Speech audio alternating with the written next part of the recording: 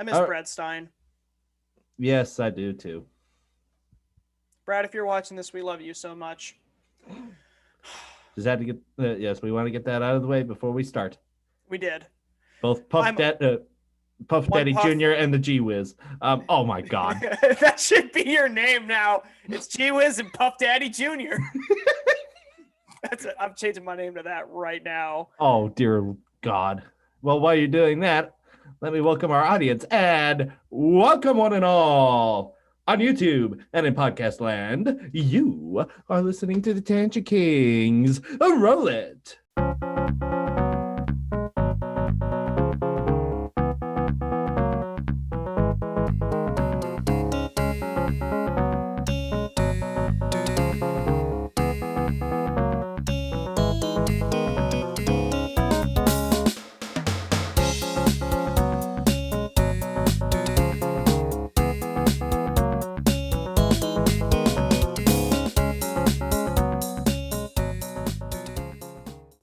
Welcome once again to the Tangent Kings podcast. I am, of course, your humble servant, G. Michael Francis, and I'm here with my partner in crime, Mr. J.J. Benks. How you doing today, sir? Doing okay, Mike. I'm very excited to shoot the show tonight.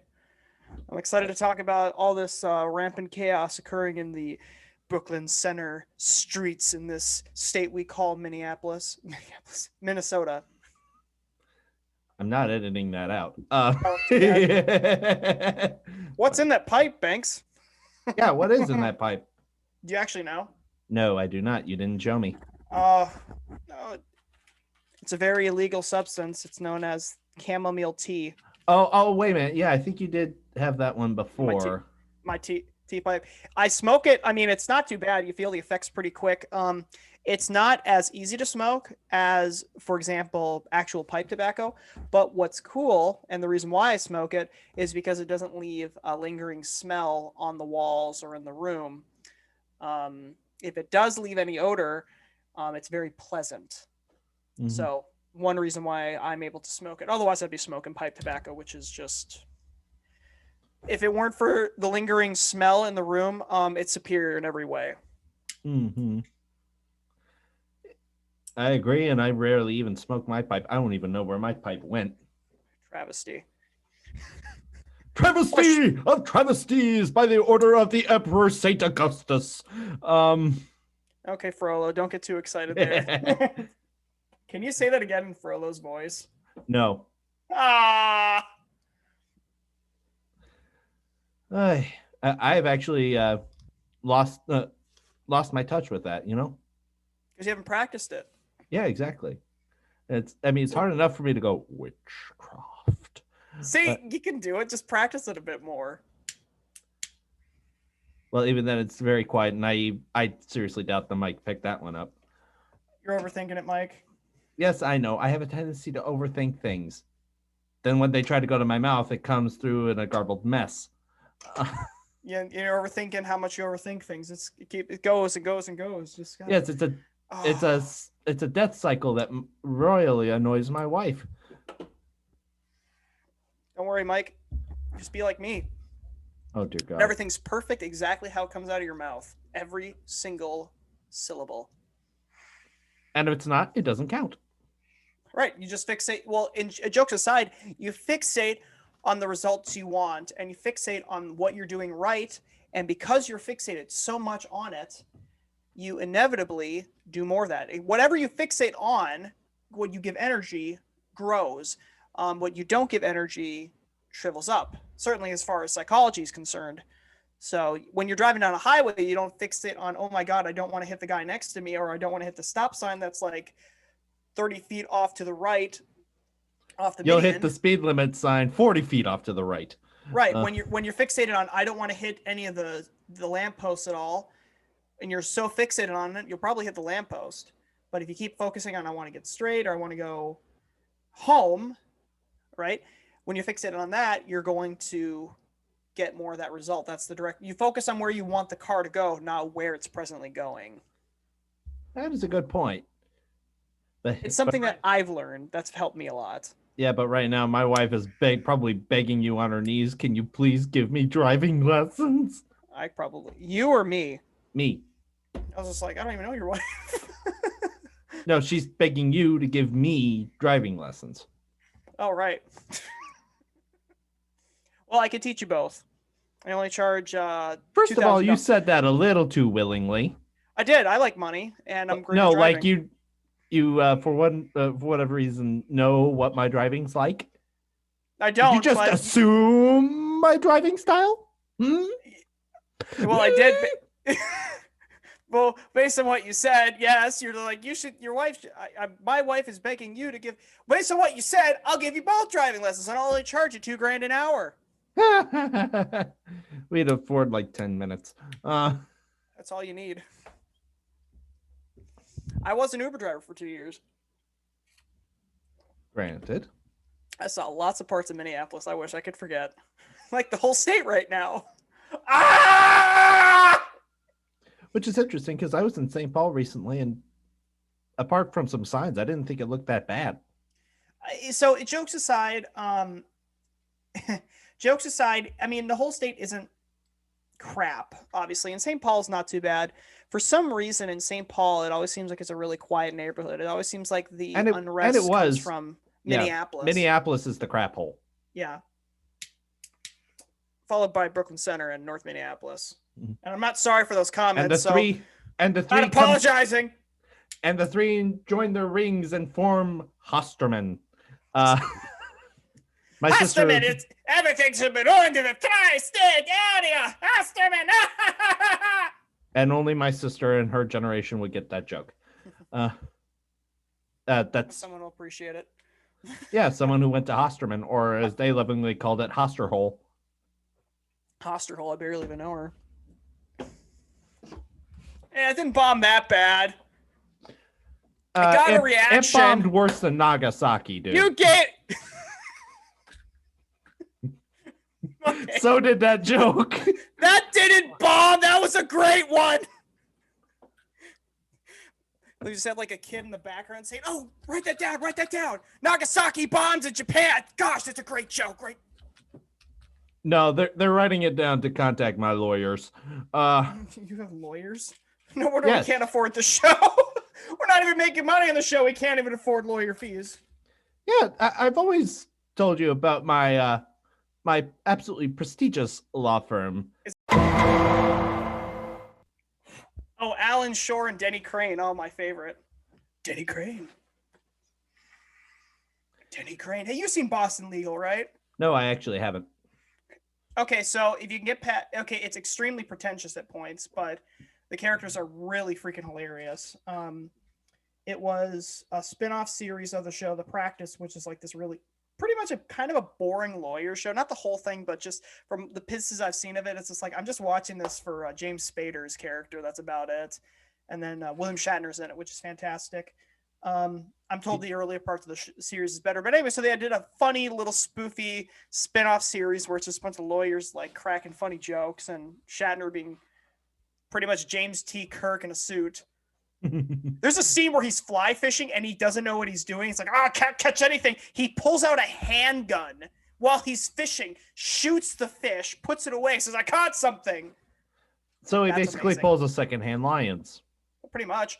There's also a scene where they found out that they're getting bought out by some Norwegians. Like, oh, this is fine. But they find out that the Norwegian company just got bought up by a Chinese company.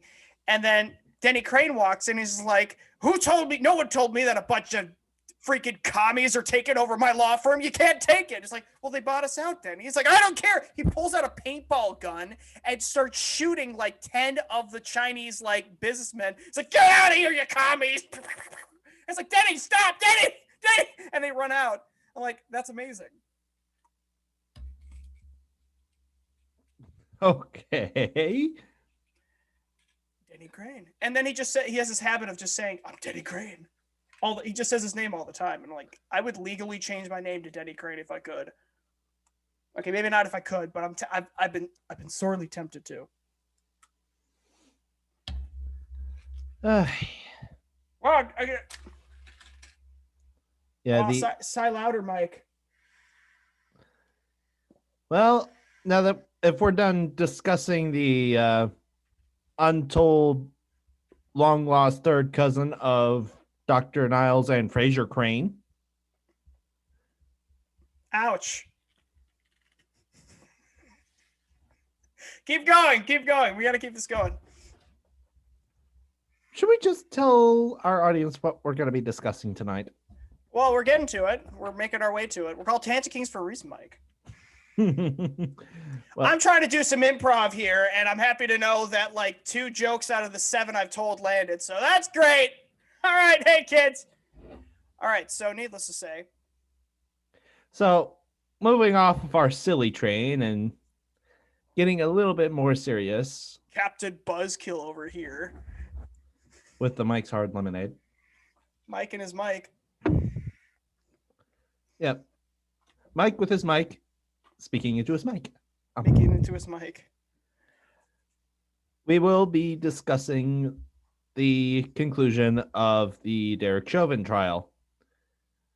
Among other things, such as, if we have time, we'll sort of talk about our recent fall, if you will, into the court of public opinion. And what else were we going to talk about? I don't remember. I'll talk about a little bit of the some of the activist stuff going around. That's what it was. People aren't really. People aren't really talking about it. I mean, well, one thing I'll kind of mention this because we kind of mentioned it, and this will kind of lead us into talking about the Derek Chauvin. Second thought. I'll hold off on that. Why don't you tell us what we found out about the Derek Chauvin trial, which I'm sure everyone's aware of right now? Well, it actually just broke today about 4 hours ago now, from the time of recording this episode, that Derek Chauvin has been found guilty on all 3 charges. So the charges against Mr. Chauvin were as follows: 2nd-degree murder, 3rd-degree murder, and 2nd-degree manslaughter. And he has been found guilty on all 3 counts. And as to the charge of 3rd-degree murder, yes, the court has made its decision. I'm allowed to disagree. I think, for one thing, that 2nd-degree murder charge is a bit of a stretch because that needs intent. Yeah. And from what evidence I have seen, there's no clear indication of intent. Aside from the fact that there was 3 times the lethal dose of fentanyl in his system. 4 times. 4 times. I read somewhere that it was 3. It's also a kind of drug, if I recall correctly, and if I've got my information correct, that it's the kind of drug that can make you manically depressed. It can make you super, super depressed. It can also restrict your breathing in many ways. Specifically, it's also something that, if I recall correctly, I believe it was a kind of drug the kind of drugs that were also found in his system were the kind where you could be very depressed, and then as soon as you're under stress, you go from 0 to 10, like violently, either angry or upset or distraught. If I recall correctly, that's what they did. I also want to say, just out of the blue, I totally agree with the charge of 3rd-degree manslaughter, and at least partially agree with the 3rd-degree murder? It was 3rd-degree murder, and then it was manslaughter. Yeah, I agree with those 2 charges, not so much with the last one. Well, this is something so the thing I was going to mention earlier is that the problem is what's not being really talked about, what I hear constantly is the officer's already guilty, is what's the loudest people that I'm aware of. It's like, he's guilty. It's been like that for the past year. Yeah, it's like the conclusion is that it's already been decided that he's guilty, and nothing that anybody says is going to deter that. The media's been saying he's been guilty. You also have, I think, just about every one of my leftist friends have said, "Yep, I clearly know he's guilty, and just in order for justice to be done, he has to be tried for this." When my concern is that's a dangerous precedent. That's one point I was going to make, which we'll talk about more in a bit. But one of the points I was going to bring up is that he's guilty no matter what extraneous circumstances are going on prior. It doesn't matter. Obviously to the rioters, really the people that are causing property damage in the name of Black Lives Matter or Antifa, they feel and they act as if they've got this moral justification. Like you see, this is one. They don't say one person was killed, right? One person was killed and one person is in this like isolated bubble, like this is an individual. No, they see it as class. They see it as the classist lens where X group, the oppressed group, is being oppressed by the oppressor group. And because of that, those who identify or part of the oppressed group are justified in any other action that they take is against the oppressor group, be it against all cops. That's why you've got tons and tons of graffiti saying all cops are bastards, because cops belong to the bourgeoisie class. They belong to the white supremacist class. They belong in the bad guy class where they're evil. There's no good ones in it. They're all terrible. And it's like you want to look at the world in this little tiny little lens. And I'm like, they're all evil. And I'm going to overly simplify everything to like this just couple narrow things. So I only see what I want to see. So they do that. Obviously, then there's accusations of police brutality in the system. You say systemic racism, systemic violence, stuff like that. People talk about those kind of things, but generally speaking, the criticism people place on the police department in general tend to come from that ideology of it's in one way, shape, or form, they're still oppressors. Even if the system was totally reformed, I would still contend. I would suspect that they would probably, if your goal, but let me put it this way. Let me rephrase it this way. If your stated objective is to destroy and dismantle institutions that kind of hold a country together, critical institutions, so you've got a judicial system and a law enforcement system. If your goal is to like pressure those and dismantle them, it doesn't matter what they're going to, it doesn't matter what kind of reforms or good or bad things happen. If your perception is it's all evil, it's all bad all the time and has to be destroyed, then it doesn't matter what the individual actions of a particular cop or a judge is. You just have to demolish it to the ground. And the problem is that what the precedent this is setting, what the precedent is setting is that there's so much, the intensity of mob violence and property damage and how much fear is in the minds of so many people. I would say that they successfully intimidated the jury. Do I think that they needed to do that? Not necessarily. But I would suspect the jury would have ruled this anyways, maybe not as intensely. But the thing is that I think they've successfully intimidated them to the degree, and the judge to the degree, that it's ensuring that the mob gets what it wants, even if so in some fluke of a chance where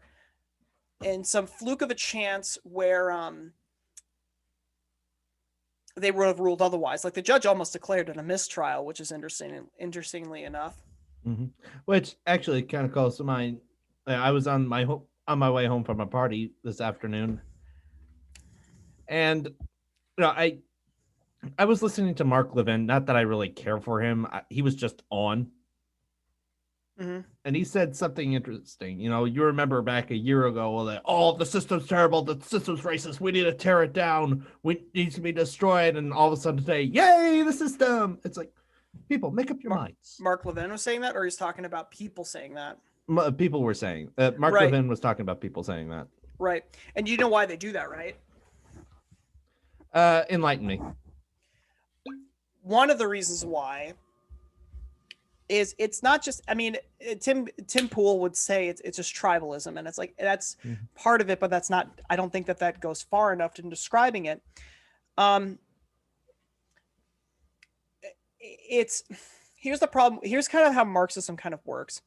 It's that not only is it a worship of power, right?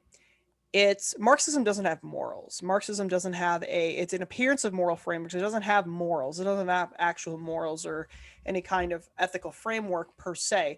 There's an appearance of it, and it's enough to get people angry and motivated, but it's not a true one when you kind of test it under a microscope. Marxism is a worship of power, it's an obsession with power. It's an obsession of, if the people I don't like are in power, you criticize them and humiliate them, and you organize activism against them until they are weakened, and then you can step in and assume power instead, and then you tyrannically oppress people who don't comply with that. That's one way it kind of tends to operate. But one of the things, Carl Benjamin pointed this out in one of his, I think it was his personal channel, but he runs the podcast of the Lotus Eaters. And one thing he mentioned in his show was that this is the reason why this left is doing this. The reason why they're doing this, why they're hating, like, violence, pressure, make everything so hot that conservatives or anybody that might be a moderate just backs down, either joins the cause because they capitulate, or they just recede and you silence them. Kind of like the graphite in the Chernobyl reactor. Yeah. And if you don't get that, watch the miniseries from, I think it was HBO on Chernobyl. Mm-hmm. You'll get it. So what happens is that there are these two views that are going on. And what he described in them was, it's the view of, I believe what he called it is that it's the, basically I'll put it this, I'll describe the views. I don't remember specifically what they were called, but it was something to the effect of, it's the will of the agent versus the agent of the will, I think is what he called it as. And basically what the two ideas mean is that in more Western civilization, there's this idea that I'm free to do what I want, but my freedom to swing my hand ends where your nose meets your face, right? I can swing my hand around as much as I want, but as soon as it like, not just it harms somebody else, but basically I have the ability to do that as long as it doesn't like punch someone in the face effectively, right? It means that I'm free, but I'm free to do what I want to do. But there are more accurately, what I ought to do. Yeah, that factors into it as well. I can do things, but there's consequences to my actions, and I'm constrained by the more material world. There's that view. The other view is that there should be no constraints at all, that I should be able to just will something or feel something, and that becomes equivalent of reality.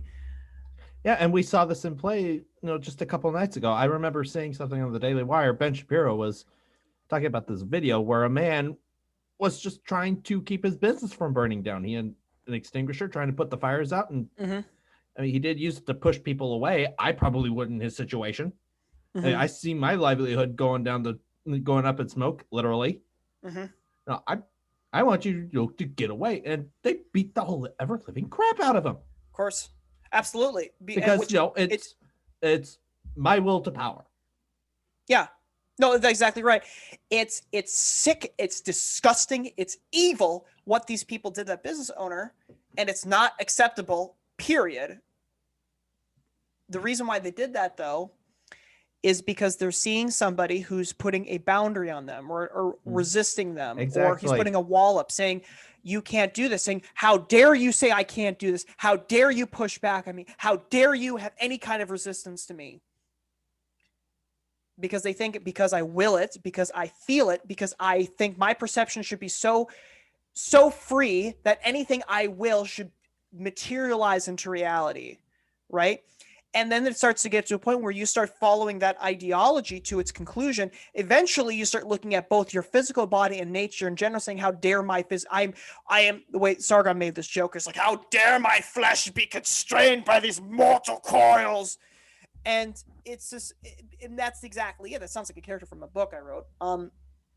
But that's the idea, that limitation put on you is evil. So if you have a judicial system, for example, who says you can behave in a certain way, but there is certain limits to your behavior, because if you're going on killing people, that's unethical, number one. But number two, you're not allowed to kill people, not only because it's not consensual, but number two, you are basically, your will is overriding someone else's agency. Now, in this kind of super willist view, for lack of a better term, I can't be constrained by anything at all. I should be able to do what I want. So when this business owner comes around and puts out the fire, they say, how dare you attempt to stop me from what I'm doing. And so they don't stop.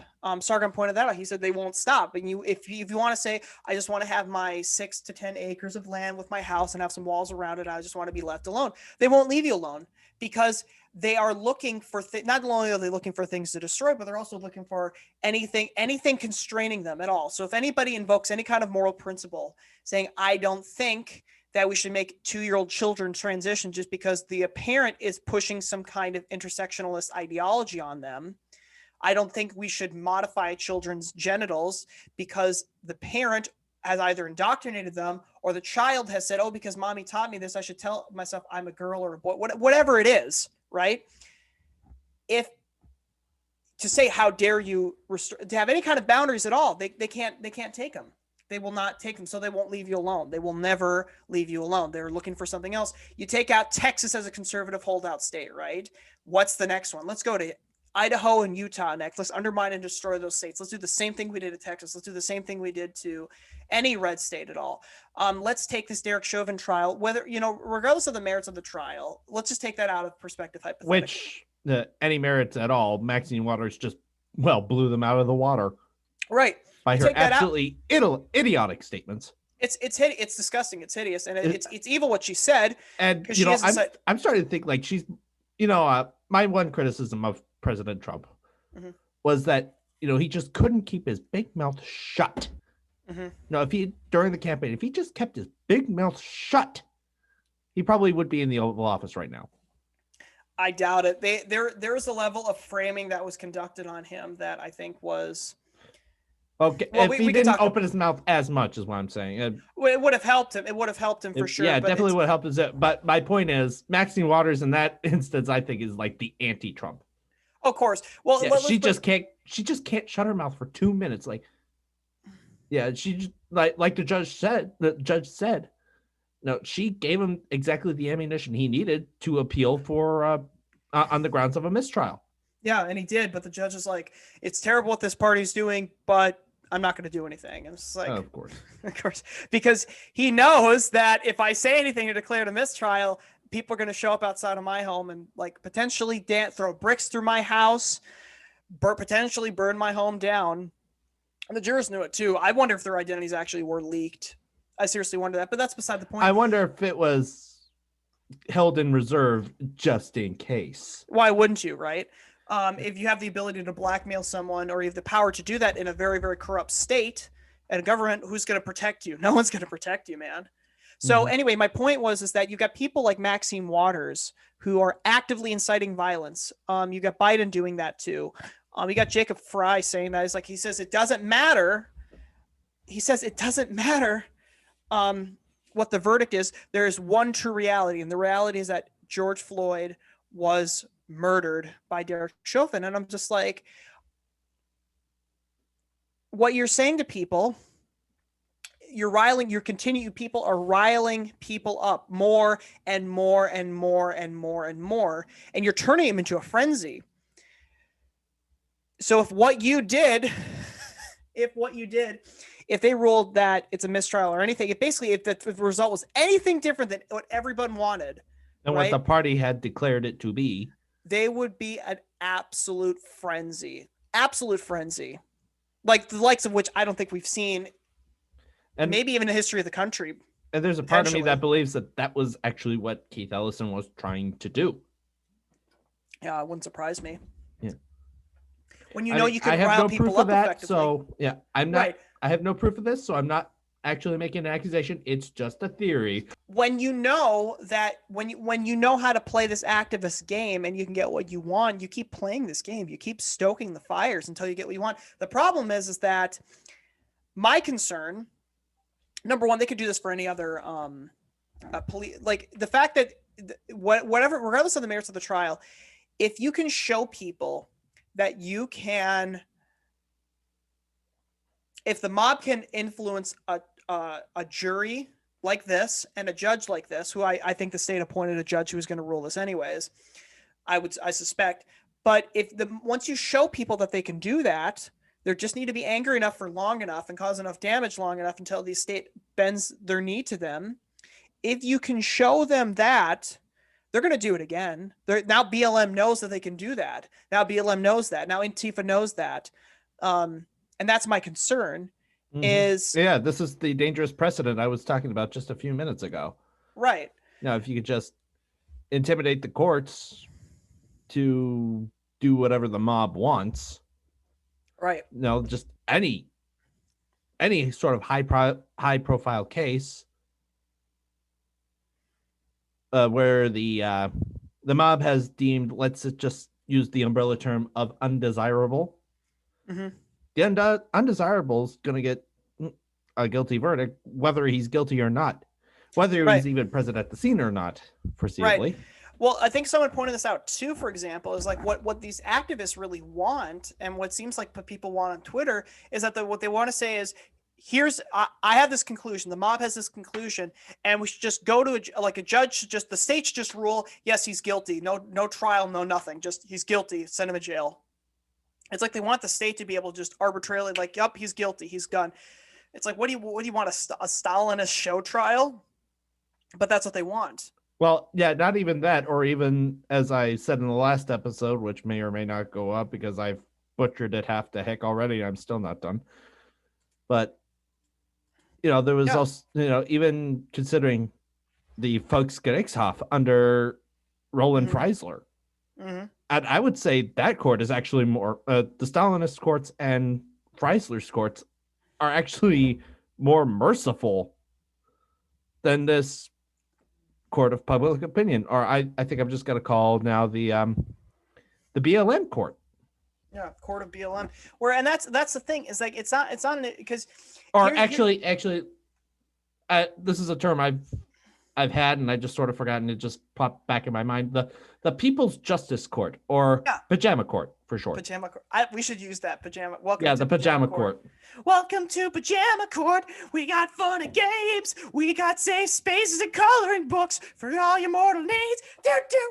But yeah. So it's defendant is conservative. Guilty. Yeah, guilty. Yeah.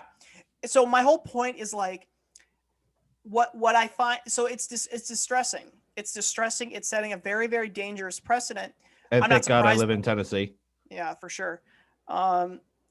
That's the point I'm coming from. But the second thing I wanted to point out is that, it's with my leftist friends, for example, or acquaintances I know, it's like there's this, and some of them libertarian too.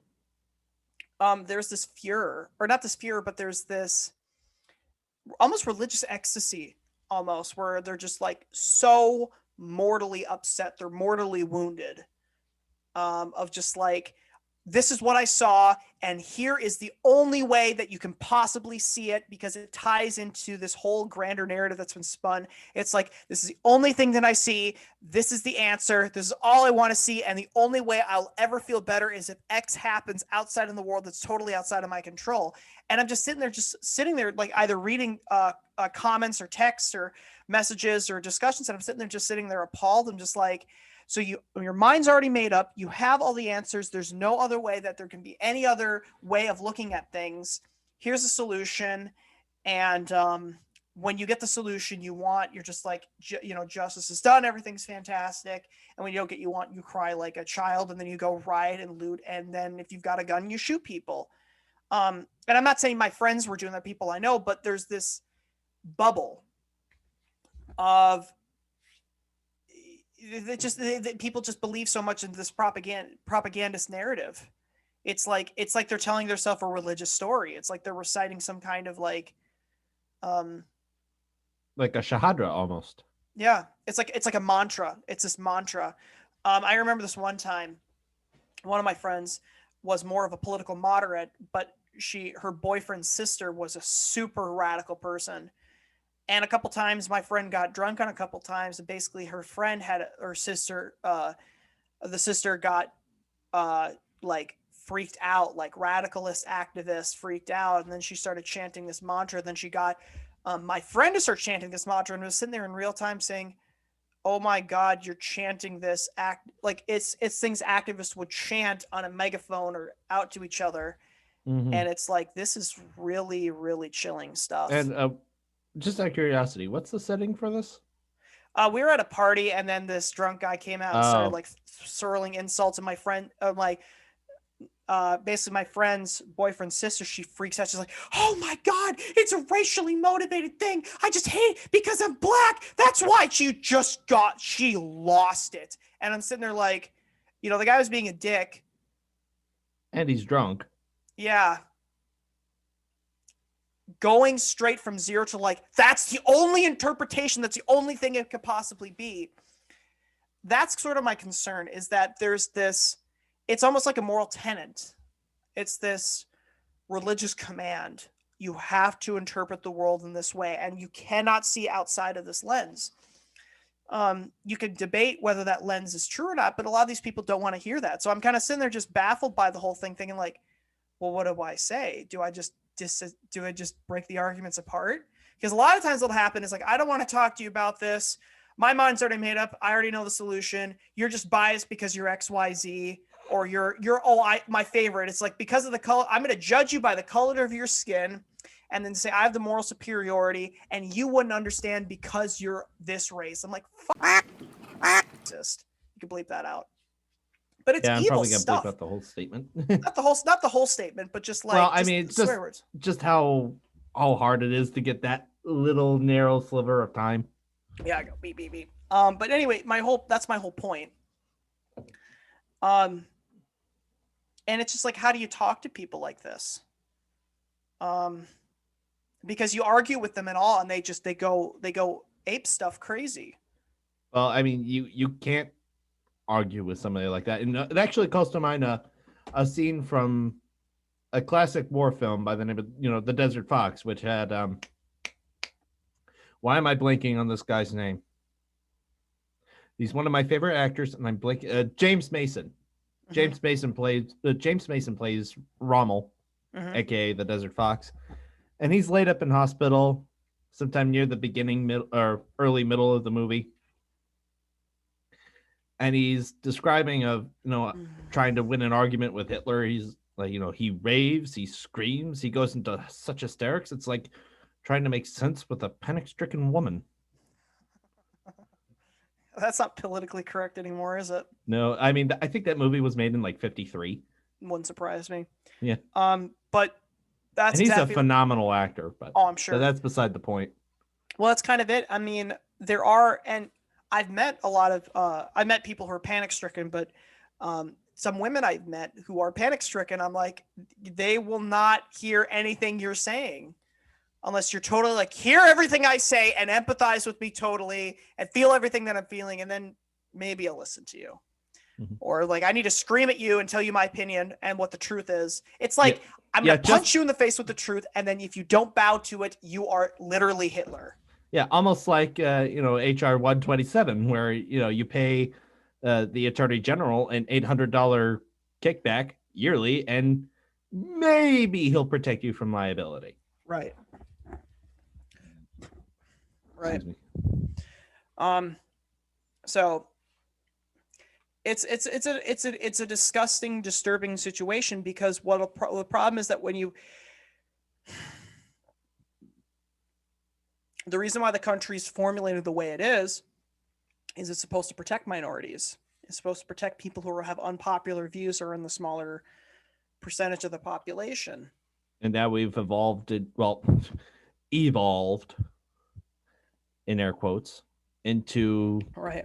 If you're not part of the majority opinion, then you're just not part of the people, which is where this logic is going ultimately. Yeah, that's a good way of putting it, is that you're inhuman. Yeah, well, yeah, it's like that bumper sticker I saw, and I think I talked about it already on the show, that said conservatives are not the people. You follow the logic of where they're going. You define the people as the majority people. If you're not part of the majority opinion, you're not part of the people. And then you follow that even further down the rabbit hole. Yeah. If they're not part of the people, why would we give them rights? Therefore, conservatives are not people. Right, because it's the statist view, where it's saying that the rights come from the state. They're not given by God, or there's something intrinsically imbued with people. They're given from the state. So when you say we the people, only means that we the people that are popular or are in vogue, we only want those people to be We the people. So why should we give them rights? Because the state arbitrarily decides who it wants to have rights and how. It's like, it's just what's so silly is that what people say, the argument, people say stuff like, oh, because all my friends are part of this group and they feel this way so intensely, the only way they'll feel better is if this happens. And it's just like, first of all, who appointed you to speak on behalf of a big group? Second of all, why are you saying that the whole group has all the same opinion on everything? That seems kind of both racist and discriminatory. So here's the problem is with this level of sophisticated censorship, it's what people have done is that there's only one mainstream view, and the mainstream view is cleverly spun so it makes it sound like there's a discourse and something when the reality is you're just being fed the same view on everything. There's only one proper answer. Take my daily bread. In this case, it's let's see what CNN wants to tell me to believe on Twitter. That's an interesting twist that I didn't even think of. Right. Because that's almost like the anti-Lord's Prayer. Give us this day our daily bread. Yeah. But it's not to the God. In this case, it's a state. Or in this case, command these stones to become bread. Yeah. And almost in this view of the will is supreme. You look at nature and you say, I should be able to will the stones to be bread. And how dare nature not turn the stones into bread? And it's like basically like I should be God and I should be all powerful. And I'm like, this sounds exactly like the sort of narrative that we see the serpent in the Garden of Eden saying. It's like it's just along the same logic. You are God, so you should be able to just think anything you want, and it becomes real.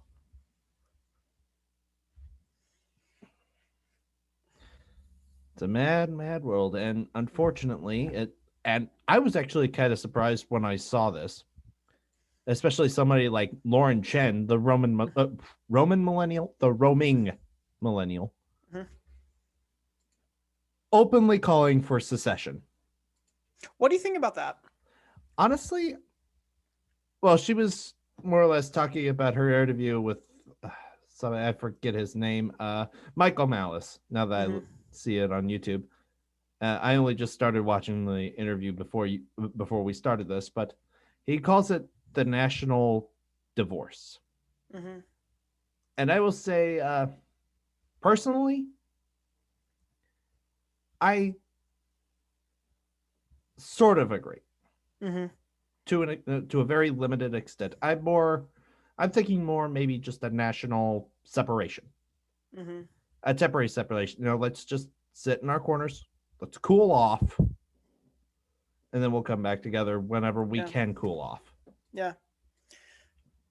The problem is the federal government they don't want to allow this. What these leftists because they lose power. Well, they would. Yeah, that's exactly right. And what communism in general and socialism is predicated on is you have to participate in this. You have to be taxed. You have to participate on it. You cannot escape. You must bow. You must comply. You must be here. So if you said something like, I want to walk away from this. So if you think of it like a relationship or a family dynamic saying, look, you people are abusive and you're cruel. And you enjoy being cruel. You enjoy intimidating people that don't think like you. You enjoy persecuting people that don't think like you. You love being a blabbermouth about your opinions and talking over people. I don't want to have a relationship with you. What this abusive mother comes and this abusive father come in, they both come in and they say, you must be here because we're your family and you have to be here. You must take the abuse. You have to be an outlet for my abuse. So in the concept of like the states, Ron Paul put it this way. It's like staying at someone's house. You can stay there as long as you want, but if you want to leave, you have the freedom in the Constitution to do that. Unfortunately, the first time in the Civil War, it was made clear that, well, you're not allowed to leave. But it's more complicated than that, but that's kind of the result. But second of all, if you have states like Texas or other red states, for example, that say, I don't want to be a part of a family discussion where I can't say anything, where everyone's allowed to scream at me, but I can't defend myself or say anything, and I'm not allowed to walk away. I basically have to be effectively, I'm at the mercy of everyone screaming and publicly beating me and humiliating me because I think anything differently than what they want. what can I do? Um, I mean, do you remember that this past week? I think it was Black Lives Matter was calling for people to be not. There's someone doing a BLM rally, and he says, it's time for you have to get blood on your hands. You have to get ready to get dirty because we have to start killing people. I remember someone. It wasn't Black Lives Matter. I'm gonna say its spiritual predecessor, which is the new Black Panther Party. King Samir Shabazz saying things like, "You want freedom? You got to kill some crackers. You got to kill some of their babies," and that's a direct quote. You want freedom? You're gonna have to kill some crackers. You're gonna have to kill some of their babies. Yeah. So what do? You flee, right? Yeah, it's like no. And I don't want to be in a house where everyone's pointing a gun at me. Yeah, and I think you said it best. If I'm part of this, if you're just gonna have a family discussion, which I can't even be part of, then I might as well just walk out. And you look at the situation nowadays. You look outside, and at least what I see are de facto two separate nations. You got, this federalist, and I use that term loosely, almost oligarchy on the one hand, the oligarch majority, the mob rule, and then you have the Christian society. The other side I'm going to label as the secularist oligarchy, and then you have the Christian republic on the other. Yeah. Now it's looking out. It looks like two separate nations, and I would favor, in principle, and since at the present moment I don't see any other peaceful resolution to this problem. Well, the problem is that, and what people say, well, there's corruption on both sides. Well, it's funny, like, and I think I've said this before, but I'll say this again. When Republicans are at fault, or let's do it this way. Let's take this out of a political situation. Let's say it's people. Let's say it's a husband and wife. When the husband is at fault, the husband's at fault. When the wife's at fault, or when both parties are at fault, the husband's at fault. But when the wife's at fault and it's her who's at fault, oh, well, both parties are at fault. So it's like you keep deflecting any kind of responsibility and criticism. When you've got the other person in the relationship doing that consistently, who gets smokescreened and an ability to do that, you can't have a relationship with them. When they're excused from all personal responsibility from their behavior, where I will punish you for doing X, but you cannot have that standard on me because I'm the one in power. Like, piss off, man. And I am, of course, only speaking in theory. But like I said, I don't really see any other peaceful resolution to this problem, or at least any resolution. Let me put it this way: this is the only solution I could think of that has the slightest, remotest possibility of not resulting in civil war. With how polarized it is today. Well, it's just the fact is that the radical left is not going to let conservatives do that. They're not going to let them leave, and they're not going to let them be at peace, and they're not going to let them go have their own territory and be their own thing. They won't let them do that. Which, if it does happen anyway, it'll probably be our first time of a civil Cold War. Yeah. Well, here's my point too. I kind of mentioned this in Ben Franklin's biography. One of the author mentioned that Ben Franklin had a son who was a governor, and he was very, very loyalist to the British Empire, to the crown. And it basically got to a point in their relationship where ties between the two sides were getting to a point where Ben just couldn't have a relationship with his son anymore. They were just like, nope, we're just done. And that we're at that point now. We're getting more to that point. The problem is that I think the deep state and the feds want a civil war, and they want a race war. So they're going to keep stoking these fires until they get a reaction. And that is to say, I don't want a civil war. Neither do I. But if there's this national separation that has to take place, I will say if it has to happen, it should just be temporary. Just like I said, until both sides cool down, So we're ready to come back to the table and reintegrate. Which you can do if both sides want to reconcile. But if one side wants to reconcile or just be left alone, and the other side is, I'm going to pursue you and give you a bloody nose and steal your possessions, you can't blame both parties for doing that. You have to hold the people saying those things responsible. You can't just say, we're justified because everyone's doing it, or I'm upset and I have the moral superiority, so therefore I'm justified in doing this. First of all, like, I've seen videos of Antifa down in Minneapolis right now. Like, this truck was trying to drive by, and this guy pulled out a black van in front of it and stopped the truck, and then everyone jumped up on the semi, started banging on the windows, like, yeah, man. It's like, screw you, first of all. Second of all, yeah, that's when I pull out the Ruger.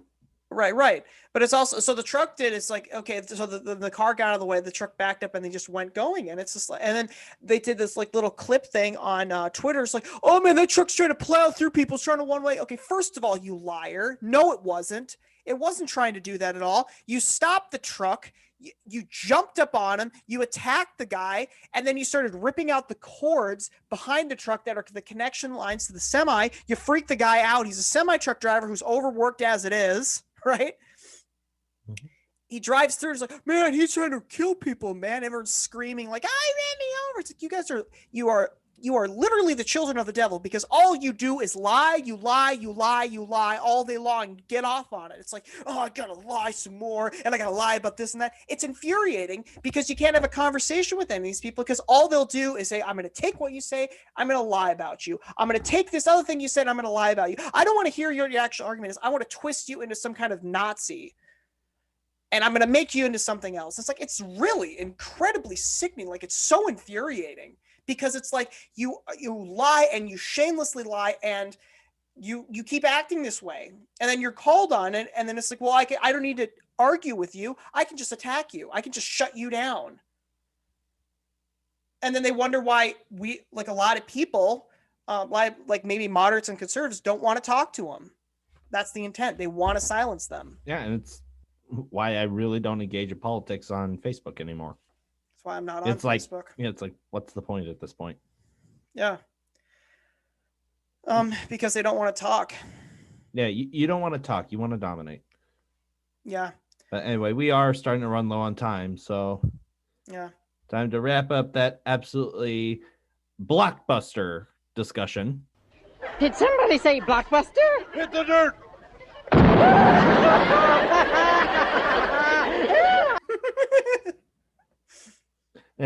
I can't end something on a sad note. I'm sorry. Yeah, too. But anyway, since we are running out of time, Mr. Benks, your book quote, please. So this is a quote by Aristotle. He says, Ooh, the wise man speaks because he has something to say. The fool speaks because he has to say something. And it's not hard to see who are the wise and who are the foolish with that quote. I just pray that God will protect us and keep us safe, and call us into greater obedience to him and his cause. But I just ask him that, he'd protect us on these uncertain times, because it's at a point where who else are we going to turn to? Exactly. Anyway, I think I'll conclude this with something we Catholics have. It's a prayer to Saint Michael, and I actually did this with Benks before we started shooting. So anyway, the Father, the Son, and the Holy Spirit. Amen. Saint Michael the Archangel, defend us in battle. Be our defense against the wickedness and snares of the devil. May God rebuke him, and we humbly pray. And do thou, O Prince of the heavenly host, by the power of God, thrust into hell Satan and all the evil spirits who prowl about the world, seeking the ruin of souls. Amen. And I'll add this real quick too. Heavenly Father, I ask you to keep your faithful, protect them, bless them, have them prosper. And in the name of your Son, Jesus Christ, I ask you to not just punish the wicked, if those who do evil, I ask you to bring them into a connection and a relationship with you where they'll obediently follow you and maybe have a chance to be redeemed and change their course. But if they will not, I ask you to hold them accountable, and I ask you to do justice to them according to your purposes. Thank you, God. Amen. Thy holy will be done, Jesus. A radical bro. Anyway, so that is all we have time for. Be sure to like, comment, subscribe. Please share the show. Yeah, please share the show. We really appreciate it. Thank you so much for watching, you guys. Yeah, we love you guys. Stay safe. Pax et bonum. Hey folks, if you like our podcast, be sure to check us out on Facebook and also check us out on our podcast platforms, namely Anchor, Spotify, Google Cast, and others you can also find on Anchor. God bless.